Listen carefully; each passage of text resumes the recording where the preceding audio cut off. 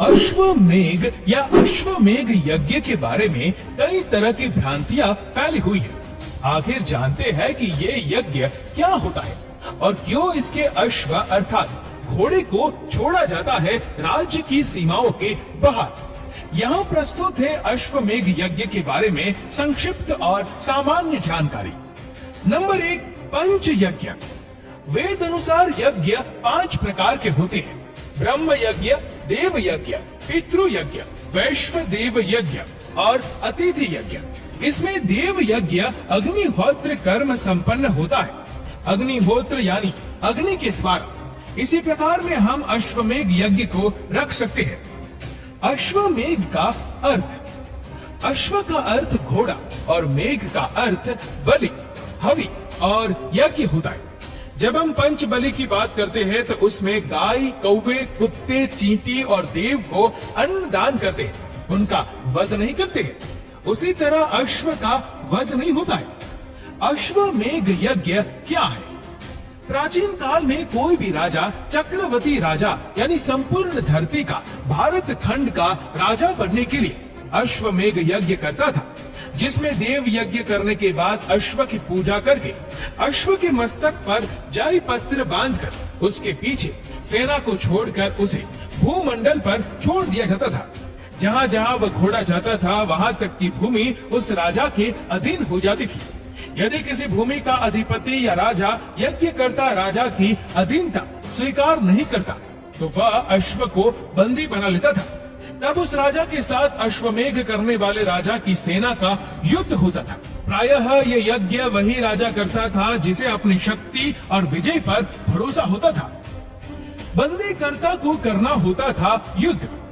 अश्व को बंदी बनाने वाले को पराजित कर तथा घोड़े को छुड़ाकर अश्वमेघ यज्ञ करता राजा की सेना आगे बढ़ती जाती थी। कई जगहों पर उसे युद्ध का सामना करना पड़ता और कई जगहों पर उस राज्य के राजा युद्ध किए बिना ही समर्पण कर देते थे। आध्यात्मिक प्रयोग।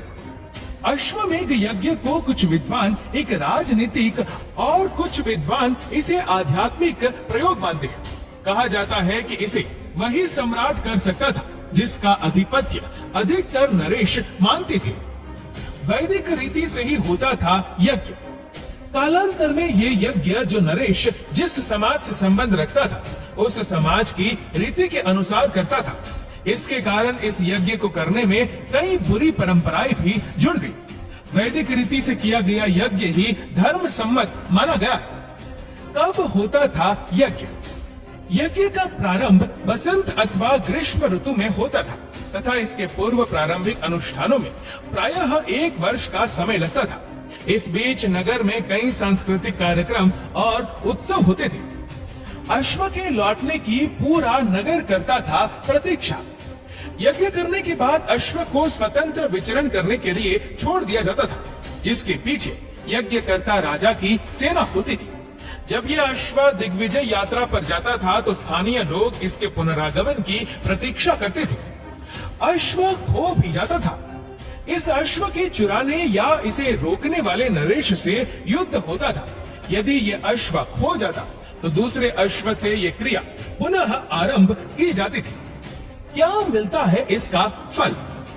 ये यज्ञ चक्रवर्ती सम्राट बनने के लिए किया जाता था, परंतु कहते हैं कि अश्वमेघ यज्ञ ब्रह्म हत्या आदि पाप क्षय, स्वर्ग प्राप्ति एवं मोक्ष प्राप्ति के लिए भी किया जाता था। कुछ विद्वान मानते हैं कि अश्वमेघ यज्ञ एक आध्यात्मिक यज्ञ है जिसका संबंध गायत्री मंत्र से जुड़ा हुआ है। श्री राम शर्मा आचार्य कहते हैं कि अश्व समाज में बड़े पैमाने पर बुराइयों का प्रतीक है और मेघा सभी बुराइयों और अपनी जड़ों से दोष के उन्मूलन का संकेत है। जहाँ भी इन अश्वमेघ यज्ञ का प्रदर्शन किया गया है उन क्षेत्रों में अपराधों और आक्रामकता की दर में कमी का अनुभव किया गया है। अश्वमेघ यज्ञ परिस्थिति की संतुलन के लिए और आध्यात्मिक वातावरण की शुद्धि के लिए गायत्री मंत्र से जुड़ा है। गुप्त साम्राज्य के पतन के बाद अश्वमेघ प्रायः बंद ही हो गया दोस्तों, इस वीडियो को लेकर आपकी क्या राय है, नीचे कमेंट करके जरूर बताइएगा। और अगर आपको वीडियो अच्छा लगा हो तो इस वीडियो को लाइक करेगा, शेयर करेगा ज्यादा से ज्यादा लोगों तक। और ऐसे ही और भी स्पिरिचुअल वीडियोस को यूट्यूब पर देखने के लिए नीचे कमेंट सेक्शन में हमारे यूट्यूब चैनल की लिंक दी गई है, जिसके ऊपर क्लिक करके हमारे चैनल को सब्सक्राइब करें और बेल आइकन दबाएं, ताकि हमारी हर लेटेस्ट वीडियो की अपडेट आपको मिलेगी सबसे पहले। धन्यवाद।